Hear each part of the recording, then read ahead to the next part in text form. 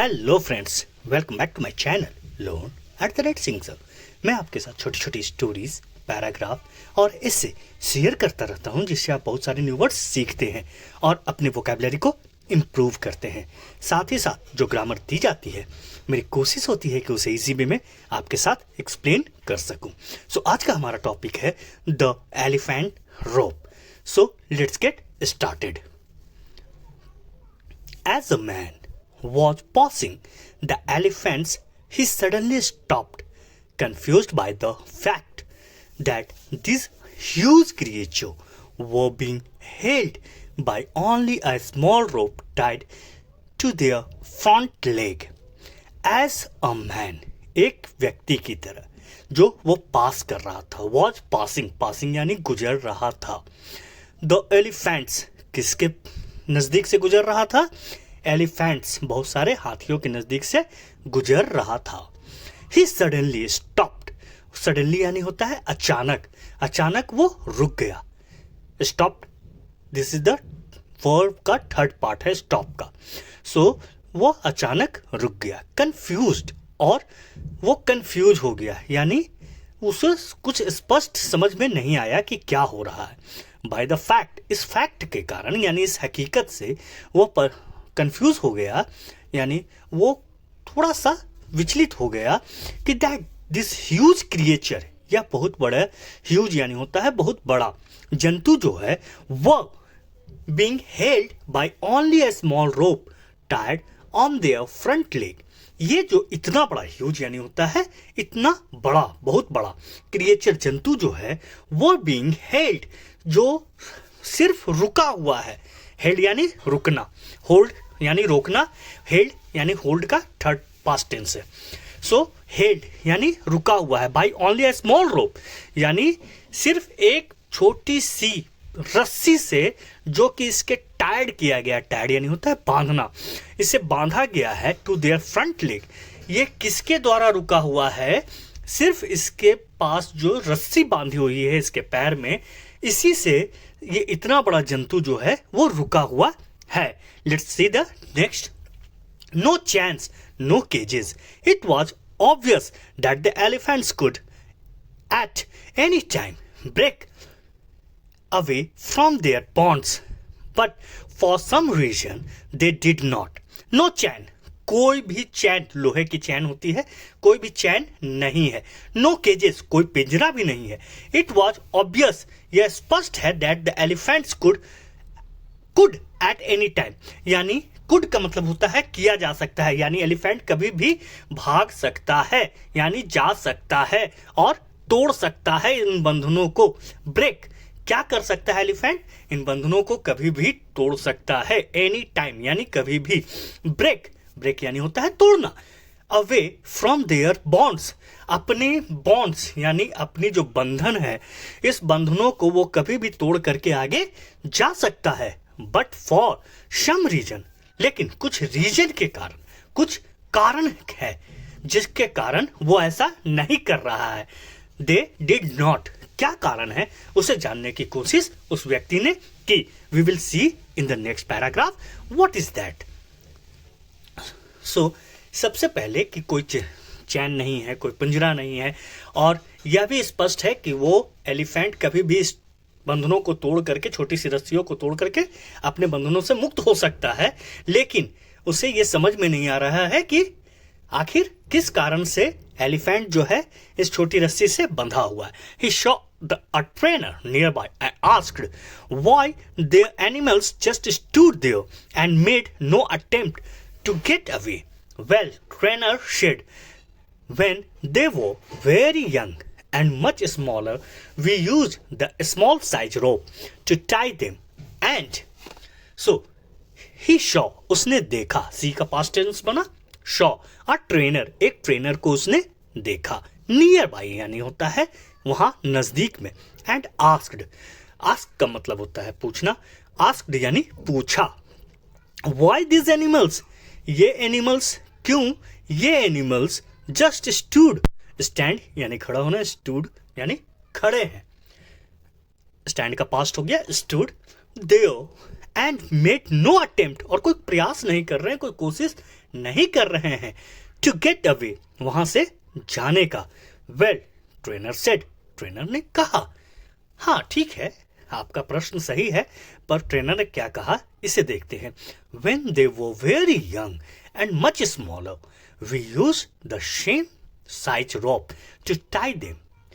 जब वो बहुत युवा थे यानी छोटे थे, एंड मच स्मॉलर और बहुत ज़्यादा छोटे थे, यंग थे, जवान थे और बहुत ज़्यादा छोटे थे।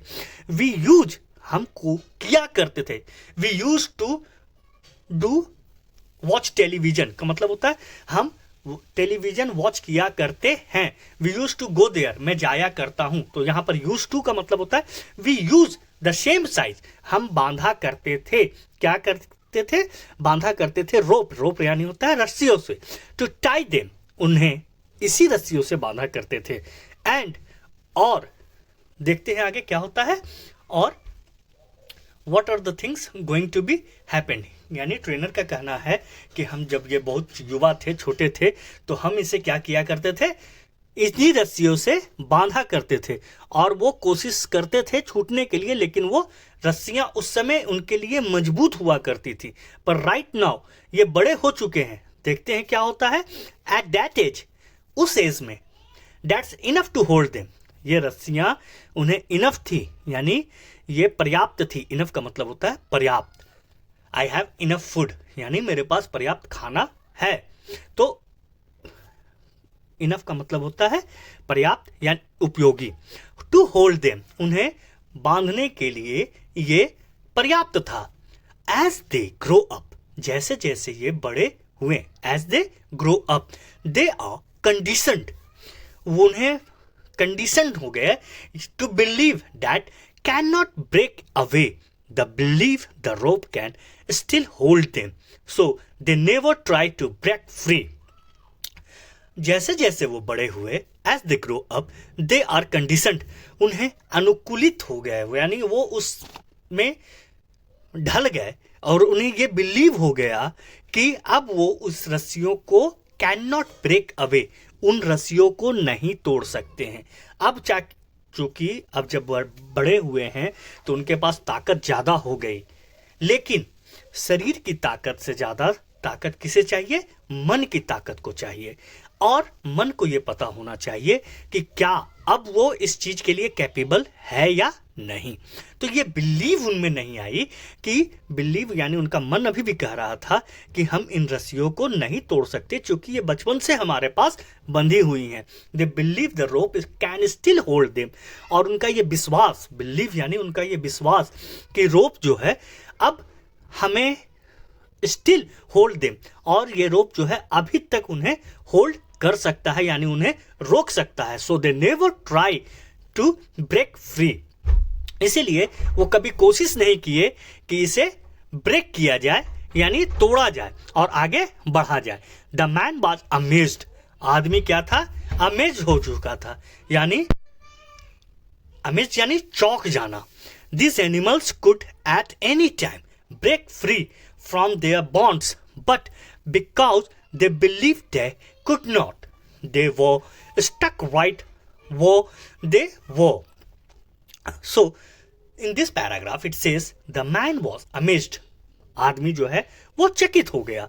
These animals could, ये कर सकते थे, can का पास्ट हुआ could, so these animals could at any time break free from their bonds, but because they believe they couldn't, ये कभी भी आजाद हो सकते हैं अपने बंधनों से, बॉन्ड्स यानी होता है अपने बंधनों से, बट बिकॉज, क्योंकि दे बिलीव, उनका विश्वास है, बिलीव यानी उनका विश्वास है अभी भी कि दे कुड नॉट, उनका क्या विश्वास है कि वो अभी भी ये चीज नहीं कर सकते हैं, यानी उन रस्सियों को तोड़ना अभी भी उनके बस में नहीं है। दे वो स्टक राइट वो दे वो, इस कारण से, चूंकि उनका बिलीव अभी तक बदला नहीं है, जिस कारण से वो आज वहीं पे फंसे हुए हैं। स्टक यानी होता है फंसना या रुकना, सो वो आज तक वहीं पे रुके हुए हैं, राइट वेयर दे वर, जहां पर वो पहले से थे। ह्यूमन बींग्स में भी ऐसा ही होता है कि हमारा बिलीफ सिस्टम हमारे शरीर के साथ चेंजेस नहीं होता है। इसी चीज को इस स्टोरी में बताने की कोशिश की जा रही है कि ये आदमी चकित हो गया कि ये एनिमल कभी भी ब्रेक फ्री हो सकता है अपने बंधनों से, लेकिन उनका बिलीफ सिस्टम जो है अभी तक बदला नहीं है कि हमारा शरीर बड़ा हो गया है और अब हम इसे तोड़ सकते हैं। इसीलिए आज भी वो इन्हीं बंधनों में बंधे हुए हैं। Like the elephants, how many of us go through life hanging on to a belief that we cannot do something simply because we failed at it once before. Like the elephants, यानी किसकी तरह? Elephants की तरह, हाथियों की तरह ही। How many of अस, कितने सारे, हाउ मेनी का मतलब था कितने सारे, ऑफ अस, हम लोग, गो थ्रू लाइफ हैंगिंग, लाइफ को व्यतीत करते हैं, अपने जिंदगी को गुजारते हैं। किस तरह से? इनटू अ बिलीव, इस बिलीव में that we can not do something, कि हम लोग कुछ नहीं कर सकते हैं, यानी हम लोग अब कुछ नहीं कर सकते हैं क्योंकि ये चीज हमारे पास बरसों से आ रही है। Simply because we failed at it once before, क्योंकि ये चीज तोड़ने में, ये चीज करने में हम पहले से ही फेल हो चुके हैं, उसीलिए दोबारा हम प्रयास नहीं करते हैं कि हम इस चीज को दोबारा कर सकते हैं। सो ये बिलीफ भी आजकल लोगों के ऊपर बनी हुई है एलिफेंट की तरह, कि उसने पहले भी कोशिश की थी इसे तोड़ने के लिए, लेकिन अब जब उनका शरीर बड़ा हो चुका है तो वो तोड़ सकते हैं, लेकिन अभी भी उनका बिलीफ सिस्टम यही है कि नहीं, हम इस रस्सियों को नहीं तोड़ सकते हैं। इसी तरह मानव जाति में भी ये एक बिलीफ बन जाती है कि मैंने इस काम को पहले किया था और वो नहीं हुआ था मेरे से उस समय, लेकिन अब ये हो सकता है, ये उनको बिलीफ नहीं होता है। Failure is part of learning, यानी असफलता जो है, फेल्यूर का मतलब होता है असफलता, एक सीखने का पार्ट है। जरूरी नहीं है कि हर काम हम करें और उसमें ही सफलता हो जाए। सफलता कई प्रयासों से मिलती है। तो कई प्रयास का मतलब होता है हम 10 अटेम्प्ट लेते हैं तो एक बार सफल होते हैं, कुछ लोग 20 अटेम्प्ट लेते हैं तब एक बार सफल होते हैं। सो ये सफलता जो है वो प्रयासों का नतीजा है, लेकिन 20 बार प्रयास करना होगा। डज इट मीन 19 बार हम असफल ही होते हैं? We should never give up, हमें कभी भी गिव अप नहीं करना चाहिए। द स्ट्रगल इन लाइफ, अपने जीवन के स्ट्रगल में हमें कभी भी गिव अप का मतलब होता है हार मानना, हमें हार नहीं मानना चाहिए। आई होप सो कि you have learn a lots of through this story, and if you like this story please do subscribe my channel. Thank you very much.